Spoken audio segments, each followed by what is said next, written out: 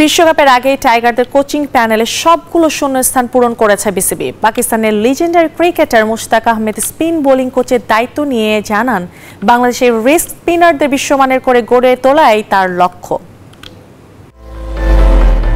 বাংলাদেশের রিস্ট স্পিনারের অভাব দীর্ঘদিনের, সেই শূন্য স্থান দূর করতেই পাকিস্তানের সাবেক স্পিনার মুশতাক আহমেদকে নিয়োগ দিয়েছে বিসিবি।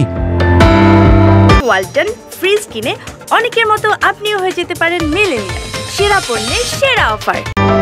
প্রথম দিনে মিরপুরে কথা বলেন ক্রিকেটারদের সাথে, সেরে নেন সৌজন্য সাক্ষাৎ। আমি 1998 সালে ক্রিকেটার হিসেবে বাংলাদেশে এসেছিলাম, এবার এসেছি কোচ হিসেবে। এটা আমার জন্য চ্যালেঞ্জিং। ক্রিকেটারদের সঙ্গে কথা বলেছি, আশা করি ভালো কিছুই উপহার দিতে পারবো।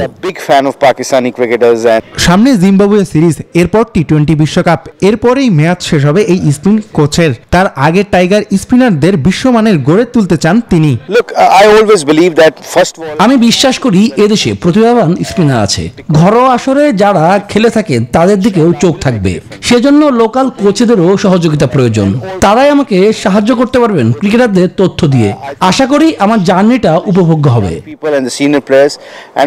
পাকিস্তানের জার্সিতে এক যুগেরও বেশি সময় ধরে খেলা মুশতাক আহমেদ নিয়েছেন 300-রও বেশি উইকেট।